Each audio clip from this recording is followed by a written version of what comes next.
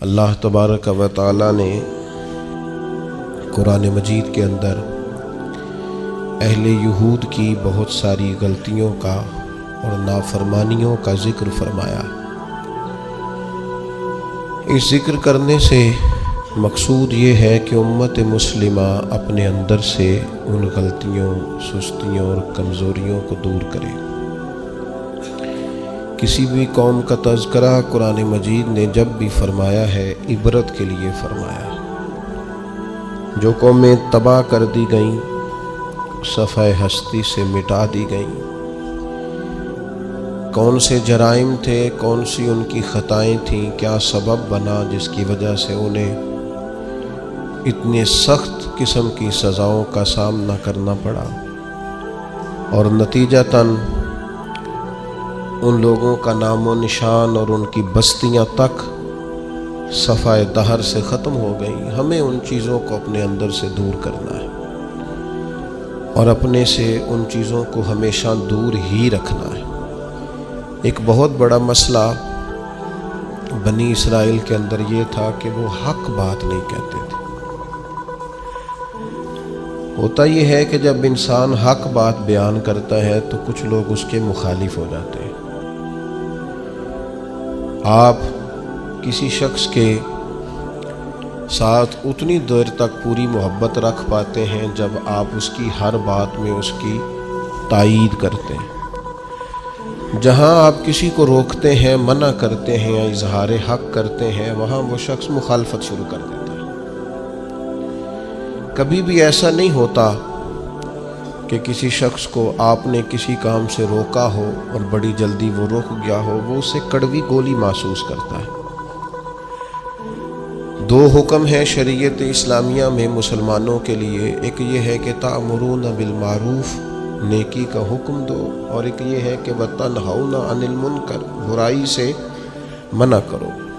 نیکی کا حکم دینا تو آسان کام ہے، خیر کی بات بتانا آسان ہے، لیکن برائی سے روکنا، کسی کو یہ کہنا کہ یار تو یہ کام ٹھیک نہیں ہے، غلط ہے، یہ بات کہنا، یہ بڑا مشکل کام ہے۔ ہم کیا کرتے ہیں، ہمیں پوری خبر ہوتی ہے، پورا علم ہوتا ہے کہ یہ آدمی برائی میں مبتلا ہے، اور کوئی ایسی بات نہیں، کوئی مشکل کام نہیں اسے روکنا، صرف اس لیے کہ میرا مخالف ہو جائے گا، میرے بارے میں اپنے دل میں بوجھ پیدا کر لے گا۔ اس ایک چھوٹی سی لالچ کے لیے ہم اتنا بڑا کام چھوڑ دیتے ہیں جس کی وجہ سے اللہ نے امت کو فضیلت والا بنایا۔ اور بعض ایسے لوگ بھی میں نے دیکھے ہیں کہ جن کے بالکل وہ شخص ماتحت ہوتا ہے، ان کا فرما بردار ہوتا ہے، انہیں اپنا بڑا جانتا ہے، اگر وہ انہیں روکیں گے تو وہ بندہ آسانی سے رک جائے گا۔ وہ شاگرد ہے، مرید ہے، بیٹا ہے، ارادت مند ہے، محبت کرتا ہے، آپ اسے کسی بات سے منع کریں گے وہ غصہ بھی نہیں کرے گا، وہ رک جائے گا۔ لیکن وہ جو تھوڑی دیر کے لیے ہمیں محسوس ہوتا ہے نا کہ ہم نے تو زندگی کو مرتب اس طرح کیا ہے کہ بس جی میں وقت گزارنا ہے، اچھا کہہ کے ٹائم گزارنا ہے، اس کا نتیجہ یہ نکلا ہے کہ معاشرے کے اندر کمزوریاں بڑھ گئی ہیں، غلطیاں بڑھ گئیں۔ آپ کسی کو منصب دے دیں وہ خوش ہوتا ہے، لیکن کسی جگہ سے اسے کہیں کہ تو نے پچھلی صفوں میں رہنا ہے، وہ پریشان ہو جاتا ہے۔ خدا کے بندے، جہاں تیرے اندر کمزوری ہے اس کو اگر تو محسوس کرے گا تو تیرے لیے بڑا فائدہ ہو جائے گا اپنی اصلاح کا، تربیت کا۔ جس کو جہاں روک سکتے ہیں اسے وہاں ضرور روکیں۔ آپ کو پتہ ہے ہمارے بچوں میں غلطیاں زیادہ کیوں بڑھ جاتی ہیں؟ جو وقت تھا نا انہیں منع کرنے کا، اس وقت ہم نے انہیں منع نہیں کیا۔ جو ٹائم تھا انہیں ٹوکنے کا، اس وقت ہم نے انہیں ٹوکا نہیں۔ جو وقت تھا انہیں سمجھانے کا، اس وقت ہم نے انہیں سمجھایا نہیں۔ پھر ایسا وقت آتا ہے کہ وہ غلطیاں پک جاتی ہیں، مزاج کے ساتھ منسلک ہو جاتی ہیں۔ پھر ہم چاہتے ہیں کہ بچوں میں وہ تبدیلی آئے، لیکن اس کے ساتھ بڑا ظلم ہوا، وہ بیچارہ پریشان ہو گیا۔ آپ کوئی جملہ غلط پکا لیتے ہیں نا پڑھتے پڑھتے تو وہ پک جاتا ہے، ٹھیک کرانا بھی چاہے بعد میں تو ایک وقت آتا ہے وہ ٹھیک نہیں ہوتا، لیکن اگر وقت پہ اسے ٹھیک کر دیا جاتا تو وہ ٹھیک رہتا۔ اپنوں کے ساتھ پیار کریں، اپنوں کے ساتھ محبت کریں، اپنوں کے ساتھ آپ کا رشتہ خلوص والا ہو۔ آپ دیکھیں وہ کہاں غلطی کر رہے ہیں، وقت پر ان کا ہاتھ پکڑیں۔ فصل کے ساتھ جڑی بوٹی اگ گئے تو میرے بھائی جڑی بوٹی کاٹنا بھی لاڈ ہی ہوتا ہے، وہ بھی فصل کے ساتھ پیار ہی ہوتا ہے۔ بچوں میں، شاگردوں میں، مریدوں میں، بھائیوں میں، دوستوں میں غلطیاں آ جائیں تو ان غلطیوں کو دور کرنا یہ محبت ہے۔ آپ اپنے دوستوں کو منع کریں گے تھوڑی دیر کے لیے، یہی ہے نا کہ وہ آپ کو کہیں گے کہ یار جا تو اپنا کام کر، تو یہ تانا آپ نے کس کے لیے سہا؟ تھوڑی دیر کے لیے وہ آپ کو برا ہی کہیں گے، تو یہ آپ نے جو اپنے اوپر اس شخص کی طرف سے آپ نے تھوڑی دیر کے لیے شدت برداشت کی، تو کس کے لیے برداشت کی؟ آپ خیر کی بات کہیں، آپ اچھائی کا جملہ کہیں، آپ لوگوں کو برائی سے منع کریں۔ آپ کہیں ان سے کہ یہاں شہید ہو گئے حضرت سعید ابن مسیب جیسے لوگ، لیکن حجاج ظالم تھا تو انہوں نے ظالم کہا۔ بڑی مار کھائی امام احمد بن حنبل نے، ان کا پورا کرتا اور ان کا پورا لباس اور تہمت خون سے سارا بھر گیا، لیکن انہوں نے بادشاہ وقت کو کہا جو تو کہہ رہا ہے وہ ٹھیک نہیں ہے، تو غلط کہہ رہا ہے۔ جنازے نکلے علماء اور محدثین کے جیلوں سے، لیکن انہوں نے کہا حق حق ہی ہوتا ہے، خیر خیر ہی ہوتی ہے۔ ہم بات ہی نہیں کرتے، ہم اپنوں کو منع ہی نہیں کرتے، ہم لاڈ میں، پیار میں، محبت میں تباہی کرتے جاتے ہیں اپنوں کی۔ جہاں کسی میں کمزوری دیکھیں، ہاں سمجھائیں پیار کے ساتھ، قائل محبت کے ساتھ کریں، لہجہ مصلحانہ ہو، تنقید برائے تنقید نہ ہو، لیکن حق بات کریں۔ بنی اسرائیل کا جرم کیا ہے؟ ان کا جرم یہ ہے کہ اللہ تعالیٰ انہیں فرماتا ہے وَلَا تَلْبِسُوا الْحَقَّ بِالْبَاطِلِ، حق کو باطل سے نہ ملایا کرو، وَتَقْتُمُوا الْحَقَّ وَأَنْتُمْ تَعْلَمُونَ، اور جانتے بوجھتے ہوئے حق نہ چھپایا کرو۔ نہ باطل کو حق سے ملاؤ، نہ حق کو چھپاؤ۔ وَأَنْتُمْ تَعْلَمُونَ، تمہیں پتہ ہے، تم جانتے ہو۔ میرے نبی پاک صلی اللہ تعالی علیہ وآلہ وسلم نے ارشاد فرمایا جب کسی سے کوئی بات پوچھی گئی اور وہ بات جانتا تھا، اسے علم تھا، وہ گواہی اس کے پاس موجود تھی، وہ شہادت اس کے پاس تھی، اس سے پوچھا گیا لیکن اس بندے نے چھپائی۔ یہ سنن ابو داؤد میں حدیث ہے۔ اللہ کے محبوب فرماتے ہیں قیامت کے دن اس بندے کے منہ میں اللہ آگ کی لگام ڈال دے گا۔ لو اب تیرے منہ میں لگام ڈال دی اور وہ بھی آگ کی، اب نہ بولنا، چونکہ جب حق بولنے کا ٹائم تھا تب تو نہیں بولا، جب تیری ضرورت تھی، جب تیرے کہنے سے مظلوم بچ سکتے تھے، جب تیرے بات کرنے سے ظالم پکڑے جا سکتے تھے، جب تیرے دو جملے کہنے سے کسی شخص کی زندگی بھر کی جمع پونجی بچ سکتی تھی، تو بولا نہیں، تو آج تو میدان محشر میں آیا ہے۔ تو میرے محبوب کہتے ہیں، حضور فرماتے ہیں رب اس کے منہ میں آگ کی لگام ڈالے گا۔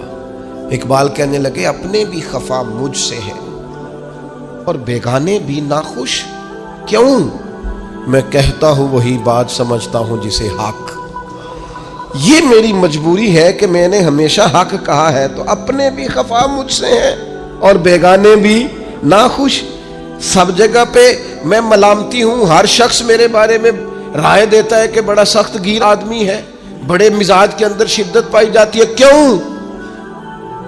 کہ کہتا ہوں وہی بات سمجھتا ہوں جسے حق۔ گروپ بنے ہوئے ہیں، گروہ بندیاں ہو گئیں، کلمہ حق کہیں۔ یہودیوں نے جرم کیا کیا تھا؟ انہیں پتا تھا کہ نبی پاک اللہ کے رسول ہیں، اور کتنا پتا تھا؟ اللہ قرآن مجید میں ارشاد فرماتے ہیں یعرفونہ کما یعرفون ابناءہم، محبوب یہ آپ کو اس طرح جانتے ہیں جس طرح بندہ اپنے بیٹے کو پہچانتا ہے۔ یہ جو اہل کتاب ہے نا، یعرفونہ کما یعرفون ابناءہم، آپ کو اس طرح پہچانتے ہیں جس طرح بیٹوں کو پہچانتے ہیں۔ تو رات کے اندر انہوں نے آپ کی ساری خبریں پڑھ لی ہیں، ایک ایک نشانی جانتے ہیں۔ حضرت عبداللہ ابن سلام فرماتے ہیں اللہ کا قرآن اتنا سچا ہے، میں نے تورات پڑھی ہوئی ہے، میں مسلمان ہوا ہوں، میں تمہیں قسم اٹھا کے کہتا ہوں کہ جس طرح میں اپنے بیٹے کو پہچانتا ہوں نا، اس سے بڑھ کر مجھے تورات نے بتایا ہے کہ رسول رحمت اللہ کے سچے رسول ہیں۔ لیکن نہیں ماننا تو نہیں ماننا، اڑ جانا ہے تو اڑ جانا ہے۔ گروہ پرست ہو جاتے ہیں لوگ، حق پرست نہیں ہوتے۔ پارٹی کو سپورٹ کرتے ہیں، حق کو سپورٹ نہیں کرتے۔ اپنے گروپ کے حمایتی ہیں، حق کے حمایتی، برادری کے حمایتی ہیں، پر حق کے حمایتی نہیں ہیں۔ اپنی تنظیم کے، جماعت کے، اپنے آپ کے حمایتی ہیں، حق کے حمایتی۔ بندہ مومن گروہ پرست نہیں ہوتا، بندہ مومن حق پرست ہوتا ہے۔ وہ دیکھتا ہے حق کدھر ہے، وہ حق پرست۔ چھوڑ دیں یار، تھوڑی سی زندگی ہے، گروہ پرستی نہ کریں، اپنے آپ کے ساتھ جھوٹ نہ بولیں، اپنے آپ کو دھوکہ نہ دیں، لوگوں کی گڈ بک میں آنے کا شوق چھوڑ دیں، رب کی بارگاہ کے اندر، اپنے ضمیر کی عدالت کے اندر اپنے آپ کو رکھیں۔ خدا را ساری زندگی اپنی شخصیت کو اور اپنے کردار کے حسن کو چھپا کر نہ گزار دیں۔ ساری زندگی جو آپ کے اندر ایک مومن بیٹھا ہے، اس مومن کو سلا کے وقت کیوں گزارتے ہو؟ وہ اندر جو نبی پاک کا غلام بیٹھا ہے، جس نے اپنے کریم سے سیکھا ہے کہ سارا زمانہ بھی مخالف ہو تو بات وہی کرنی ہے جو حق اور سچ ہے، اس مومن کو کیوں سلاتے ہو؟ اسے تھپکی کیوں دیتے ہو؟ بچے ہمارے جذبہ رکھتے ہیں حق کا، شوق رکھتے ہیں حق کا، مزاج رکھتے ہیں حق بینی کا، ان کی طبیعت میں ولولہ ہے، جوش ہے۔ ہم انہیں مداحنت سکھاتے ہیں، ہم ان کہتے ہیں نا بیٹا گراؤنڈ ریالٹی دیکھو، نہ میرا بیٹا تم نہ بات کرنا، نہ ہمارا کیا لینا دینا، کاروبار ٹھیک چل رہا ہے، دکان ٹھیک چل رہی ہے، ادارہ ٹھیک چل رہا ہے، خبردار۔ اس کا نقصان یہ ہوا ہے کہ ظلم اور جبر کے ڈیرے عام ہیں۔ جب آپ کو حق سمجھ میں آ جائے پھر دیر نہ کرنا، ورنہ دیر ہو جائے گی، پھر دیر نہ کرنا، پھر اندھیرا ہو جائے گا، پھر دیر نہ کرنا۔ اگر حق کو حق نہ مانو گے، نہ کہو گے، تو پھر اچانک باطل کو ہی لوگ حق سمجھنے لگ جائیں گے۔ پھر تم محسوس کرو گے کہ بہت سارے لوگ ایسے ہوں گے جو اندھیرے میں اٹھیں گے، اندھیرے میں چلیں گے، اندھیرے میں گر جائیں گے، اور اندھیرے میں کوئی ان کا ہاتھ پکڑنے والا نہیں ہوگا۔ اب تو جھوٹ اتنے جو چھابڑی لے کے سودا بیچنے جاتے ہیں، تمہارے ساتھ اٹھنے بیٹھنے والے وہ بھی ہیں جو 30-40 ہزار کی نوکری کرتے ہیں۔ خس خس جنہ قدر نہ میرا تے صاحب نو وڈیائیاں، میں تے گلیاں دا روڑا کوڑا تے محل چڑھایا سائیاں، تو دے نہ جواب دے۔ لیکن حق بات کی جرت ہی نہیں، مزاج ہی نہیں، طے کر لیا ہے کہ حق نہیں کہنا، صرف گروپ بندی کرنی ہے، صرف مزاج یہ بنا لیا ہے کہ میں کسی کو ناراض نہیں کرنا چاہتا، ہو جائے ساری دنیا ناراض ہوتی ہے، بس یہ سوچ کے رات سو جانا سارے ناراض ہو جائیں تو کام چل جائے گا، کہیں اللہ رسول نہ ناراض ہو جائے، یہ سوچ کے سویا کرو۔ ہمارا حضرت صفیہ رضی اللہ تعالی عنہ ام المومنین ہے، آپ کا چونکہ ایک یہودیوں کی فیملی سے تعلق تھا، فرماتی ہیں میرے والد اور میرے چچا مجھ سے بڑا پیار کرتے تھے، میری طرف بڑی توجہ رکھتے تھے، تو میں جس دن حضور مسجد قباء کے قریب تشریف لائے تو میرے چچا اور والد حضور سے مل کے آئے، تو ان کی کیفیت اتنی بدلی ہوئی تھی، انداز اتنا بدلا ہوا تھا کہ میں ان سے ملنے گئی تو انہیں توجہ ہی نہیں کی، میں دروازے تک ان کے استقبال کو گئی، انہوں نے توجہ کوئی نہیں کی، بڑے عجیب سے پریشان تھے۔ پانی پوچھا تو انہوں نے اس پر بھی کوئی بات نہ کی، ایک دوسرے سے وہ کلام کرنے لگے والد اور چچا، تو میرے چچا والد سے پوچھتے ہیں کہ وہ جو تورات میں ہم نے نشانیاں پڑھی تھی یہ وہی نبی ہیں؟ تو میرے والد کہنے لگے حرف حرف سچا ہے، یہ وہی پیغمبر ہے۔ تو میرے چچا کہنے لگے پھر خیال کیا ہے آپ کا، کرنا کیا ہے؟ تو کہنے لگے میں جب تک زندہ رہوں گا معاذ اللہ ان کی مخالفت کرتا رہوں گا۔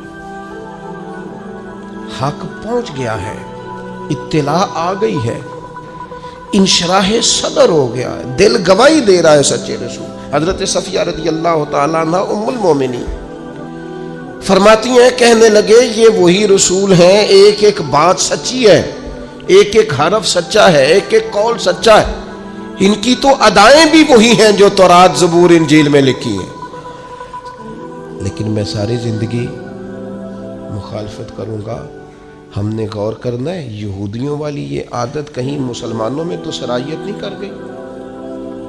جس کا ہمیں پورا پتہ چل جاتا ہے یہ حق ہے، ہم اس کے بھی مخالف ہیں، جس کی بات کے بارے میں انشراح صدر ہو جاتا ہے، دل گواہی دیتا ہے کہ بات بالکل ٹھیک ہے، اس کو بھی قبول نہیں کرتے۔ تو اہل یہود کا طریقہ ہے، مسلمانوں میں کیسے آ گیا؟ یہ کب ہوتا ہے؟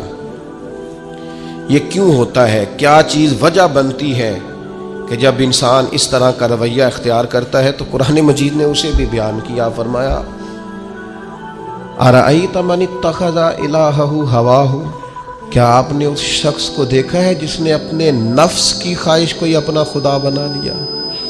ارأیت، کیا آپ نے دیکھا ہے من اتخذ الہہ ہواہ، اس شخص کو دیکھا ہے جس نے خواہش نفس کو ہی خدا مان لیا؟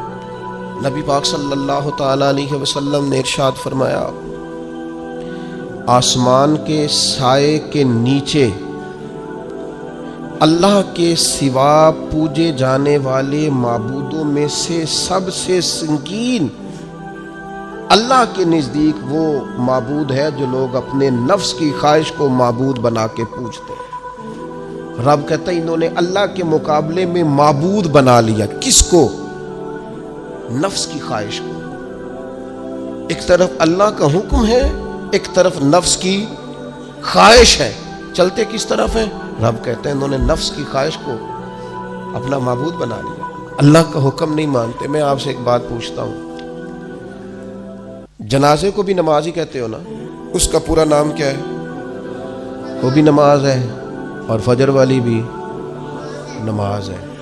کتنا دوڑ رہا ہے بندہ، محلے کا ایک علاقے کا ایک بااثر آدمی انتقال کر گیا، دوڑ رہا ہے، چھٹی لی ہے، بھاگا آیا ہے، جلدی سے وضو کیا، جنازہ پڑھنا ہے، لمبا چوڑا رش ہو گیا، صفیں گنی نہیں جا رہی، سر گنے نہیں جا رہے۔ یہ کس لیے آئے؟ کہتے نماز پڑھنے ہیں جنازے کی۔ اگر تو آئے ہو نماز پڑھنے تو فجر بھی نماز ہی ہے، ظہر بھی نماز ہے، عصر بھی نماز ہے، مغرب عشاء بھی۔ اگر تو نماز پڑھنے آئے ہو تو بتاؤ یہ والی چھٹی تم نے 5 نمازوں میں کیوں نہیں لی؟ اگر تو آئے ہو نماز پڑھنے تو پھر بتلاؤ یہ والا اہتمام فجر میں کیوں نہیں ہوا؟ یہ تم نماز پڑھنے نہیں آئے، یہ ہم اللہ کے حضور حاضری دینے نہیں آئے۔ یہ وہ جو سیاسی رکھ رکھاؤ ہے، یہ جو ذاتی تعلق، یہ نفس کی عبادت ہے، یہ اللہ کی عبادت نہیں ہے، یہ خواہش نفس کی تکمیل ہے۔ یہ رب کی عبادت، یہ تو اپنے خواہش کے پیچھے دوڑے آئے ہو۔ مجھے بتلاؤ نا۔ وہ ایک شاعر تھے، انہوں نے بات تو بڑی غلط کی، لیکن چلو بعض اوقات نصیحت کے لیے کچھ باتوں کو دہرا دینا چاہیے۔ پاکستان کے ایک معروف شاعر تھے، ان سے کسی نے کہا کہ آپ مسلمان ہیں؟ کہنے لگا آدھا مسلمان ہوں آدھا کافر ہوں۔ اور کس طرح؟ کہنے لگا اسلام کے اندر خنزیر بھی حرام ہے اور شراب بھی حرام ہے، لیکن میں خنزیر نہیں کھاتا، شراب پی لیتا ہوں، معاذ اللہ ثم معاذ۔ کہنے لگا خنزیر سے مجھے نفرت ہے، شراب میں چھپ کے کئی کونے میں جا کے پیتا ہوں، تو آدھا مسلمان ہوا نا۔ کہ اگر تو میں دین کا حکم سمجھ کے نفرت کروں تو پھر جتنی خنزیر سے کروں اتنی شراب سے بھی کروں۔ تو کسی نے اس پر تنقید کرنی چاہی تو اس نے کہا ٹھہر جا ذرا سن، جس طرح شراب حرام ہے، جس طرح جوا حرام ہے، جس طرح خنزیر حرام ہے، ملاوٹ بھی تو اسی طرح ہی حرام ہے، حرام مال بھی تو اسی طرح ہی حرام ہے۔ یہ کیسی تمہارے نفس کی خواہش ہے کہ خنزیر نہیں کھاتے؟ کہتے ہیں کہ کسی علاقے میں ایک آفیسر تھا، تو وہ سب حرام مال اکٹھا کرتا تھا، تو کوئی کسی کی ضرورت ہی نہیں تھی اس سے بات کرنے کی۔ تو ایک بوڑھی اماں تھی، وہ بڑی حق بات کہنے کا مزاج رکھتی تھی، تو ان کی مرغی مر گئی، تو اس کے گلے پہ چھری چلا کے نا تو اس آفیسر کے گھر دے آئی دیسی مرغی۔ تو وہ شام کو شکریہ ادا کرنے آ گیا، کہنے لگا اماں کمال کر دیا، دیسی مرغی تو کسی کو دیتا ہی نہیں۔ کہنے لگی بیٹے نہیں، کمال والی بات نہیں، مر گئی تھی۔ تو وہ ناراض ہو گیا، کہنے لگا مر گئی تھی تو میرے گھر کیوں دے دی؟ کہنے لگی سارا محلہ جانتا ہے تو سارا حرام کھاتا ہے۔ تو میں نے کہا یہ کروڑوں حرام کھا گیا تو کوئی مشکل نہیں، تو ایک مرغی سے کیا تکلیف دے گی؟ تو وہ اللہ نے اس کے دل میں بات ڈالی، اس کو اثر ہوا، وہ رونے لگا، کہنے لگا بات تو ٹھیک کر رہی، کروڑوں روپیہ حرام کا آئے تو وہ چونکہ نفس پسند کر رہا ہے تو وہ ٹھیک ہے، اور ایک مرغی صرف چھری نہیں چل سکی مر گئی تو اس سے الٹی آ رہی ہے، کہہ رہی ہے کیا مطلب ہے اس کا؟ وہ ہمارے ایک دوست ہیں، وہ کہتے ہیں ہمارے زمانے میں لوگ اس طرح کے پرہیزگار ہیں کہ ایک شخص کو ایک نیا جوتا مل گیا کہیں گرا ہوا، اس نے اس کا مالک ڈھونڈنا شروع کیا، کسی کا نیا جوتا گر گیا سڑک پہ تو ڈھونڈتا رہا، ایک پیر تھا، ڈھونڈتا رہا، وہ کس کا ہے بھائی کس کا ہے؟ تھوڑی دیر آگے جا کے اسے اس کا دوسرا پیر بھی مل گیا، پھر اس نے مالک ڈھونڈنا چھوڑ دیا۔ پہلے وہ نیک تھا کیونکہ ایک جوتا تھا نا، پہن نہیں سکتا تھا، جیسے ہی اسے اتنی تکلیف کی بات ہے امت مسلمہ، نفس کی خواہش کو خدا بنا لیا، جو تیری طبیعت میں آئے، ویسے ماں باپ کو تو وقت نہیں دے سکا، ویسے اگر تجھے کہا جائے کہ ماں باپ کی طرف سے کسی یتیم بچے کا خرچہ اٹھا لے وہ تو نہیں اٹھا سکتا، تیرے ماں باپ چلے گئے ان کی وجہ سے تو کسی غریب بہن بھائی سے تعاون کر تاکہ ماں باپ خوش ہوں، احسان ثواب وہ تو نہیں کر سکتا، دیکھے چیلم پہ 50 پکیں گی، جو کہ پتہ چلے نا برادری کو کہ جناب نے چیلم کیا۔ یہ نفس کی خواہش کو خدا بنا لے۔ سیاسی افطاریاں ہو رہی ہیں، کسی کی نیت پر شک نہیں، اچھی نیت سے لوگ افطاری کراتے ہوں گے، لیکن وہ گھروں کا بھی تو ہمیں پتہ ہے نا کہ جہاں لوگ آٹا بھی اس لیے تھوڑا پکاتے ہیں کہ کل بھی اس کی ضرورت ہے، وہ محلے کے گھر نظر نہیں آتے؟ افطاری کے لیے ایک سجن بلایا جو پہلے کروڑ پتی، اور بلایا کہاں سے؟ لاہور سے، اسلام آباد سے، فیصل آباد سے، تو جو تیرے ارد گرد تھے۔ نفس کی خواہش کو خدا بنا لیا۔ بندہ مومن کی یہ شان نہیں ہے۔ جب ہم اللہ تعالیٰ کی عبادت کریں گے، آپ کو پتہ ہے انبیاء کرام علیہ السلام کو لوگوں نے کیوں شہید کر دیا؟ انبیاء کرام کی لوگوں نے کیوں نافرمانی کی؟ اللہ کے رسول تو معصوم ہیں، کسی شخص سے کوئی مطالبہ نہیں کرتے تھے، نبی تو خالصتاً داعی بن کر اور تڑپ لے کر اللہ کے بندوں کو رب کی طرف بلاتا ہے۔ کیوں نہیں مانی لوگوں نے بات انبیاء کی؟ حضرت لوط علیہ السلام کی بات اس لیے نہیں مانی کہ وہ ہم جنس پرستی سے، لواطت سے روکتے تھے۔ کیوں لوگوں نے نافرمانی کی حضرت ابراہیم علیہ السلام کی کہ وہ کفر اور شرک سے روکتے تھے؟ کیوں لوگوں نے نافرمانی کی معاذ اللہ نبی پاک علیہ السلام کی کہ حضور فرماتے تھے کوئی بڑا چھوٹا نہیں؟ کیوں سردار بنے ہوئے ہو تم؟ کیوں غریبوں کا خون چوستے ہو؟ کیوں برادری ازم کے نام پر تکبر کرتے ہو؟ لوگ نافرمان ہو گئے۔ ہم کیا کرتے ہیں، جیسے ہی ہمارے نفس کی خواہش کو چوٹ لگتی ہے ہم فوری طور پر مخالف ہو جاتے ہیں۔ میں نے تو کیونکہ چھوٹا سا میرا تجربہ ہے، بہت ساری باتیں تو میں کرنا بھی نہیں چاہتا، میں نے تو دیکھا ہے مرید، شاگرد، عقیدت مند، پیار کرنے والا، اس نے بھی ایک دائرہ بنایا ہوا ہے۔ وہ کہتا ہے کہ مجھے حکم تو دیا جائے، کسی چیز سے روکا نہ جائے۔ اگر کسی جگہ سے آپ نے کسی کو مرشد ہی مان لیا ہے تو پھر تو وہ آپ کو ایسا حکم بھی دے جو بالکل طبیعت کے خلاف ہے تو آپ یہ سمجھیں دوائی کڑوی ہے، اس میں شفا جلدی ہوگی، لیکن اس بات کے لیے تیار نہیں ہے۔ وہ ایک مزاج ہے، ایک مرضی کی طبیعت ہے، اس کے مطابق آپ دیکھیے نا، قرآن مجید ارشاد فرماتا ہے کہ یہ جو تھے نا قریش مکہ، یہ حاجیوں کو پانی پلاتے تھے، کعبے کے متولی تھے، ساری باتیں مانتے تھے لیکن کلمہ پڑھنے کو تیار نہیں تھے۔ اللہ کریم نے قرآن مجید میں فرمایا تم نے حاجیوں کو پانی پلانا اور کعبے کی خدمت کرنا اس کے برابر سمجھ لیا ہے کہ یہ کہا جائے کہ میں اللہ اور آخرت پر ایمان لایا، اور تمہیں یہ پانی پلانا بھی تب بھی نفع دے گا جب اللہ اور اس کے رسول کو مانو گے۔ لیکن وہ اپنی مرضی کا مزاج ہے نا جی، اپنی مرضی کی طبیعت ہے۔ اپنی زندگی کے اندر کچھ چیزوں پر توجہ کریں۔ نبی پاک علیہ السلام نے فرمایا جنت اللہ تعالیٰ نے مشکلات سے ڈھانپ دی ہے، دوزخ کو اللہ نے خواہشات سے ڈھانپا ہے۔ اپنی زندگی میں اپنی خواہشات پر توجہ دیں۔ حضور علیہ السلام نے پناہ مانگی ہے، اے اللہ میں نہ ختم ہونے والی خواہش سے تیری پناہ مانگتا ہوں۔ اپنی خواہشات پر، یہ جو ہم پیری مریدی کرتے ہیں نا، یہ جو بیعت کا سلسلہ ہوتا ہے، اس میں سب سے پہلا طریقت کا حکم یہ ہے کہ مرشد آپ کو وہ حکم دے گا جو آپ کی مرضی کے خلاف ہے، اور اگر آپ اسے صحیح کر کے قبول کریں گے نا، دیکھیں بندہ اللہ کا بندہ کب بنتا ہے؟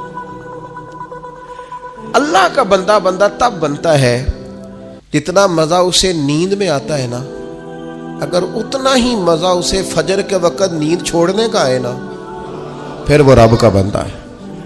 اتنے مزے سے ہی وہ اٹھے، جتنا مزہ اسے روٹی کھانے کا آتا ہے نا، اتنا ہی مزہ اسے رمضان میں روزہ رکھنے کا ہے، پھر وہ اللہ کا حقیقی فرما بردار۔ جتنا لطف اس شخص کو اللہ تبارک و تعالیٰ کی دی ہوئی نعمتوں کو استعمال کرنے کا آتا ہے نا، اتنا ہی مزہ اسے اگر اللہ کی بارگاہ میں مجاہدے کا آئے، پھر وہ رب کا بندہ ہے۔ تو اپنی مزاج کے اندر حق کہنے کا حوصلہ پیدا کریں۔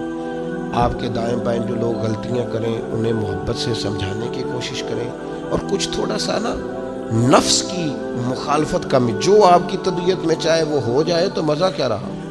ایک بات آپ نے آج کے جمعے سے بطور سبق لے کے جانی ہے، نفس کی تھوڑی مخالفت کریں، چھوڑ دیں اندر باہر لڑنا، اپنے آپ سے لڑنا شروع کریں، اپنے آپ سے تھوڑا سا جہاد شروع کریں۔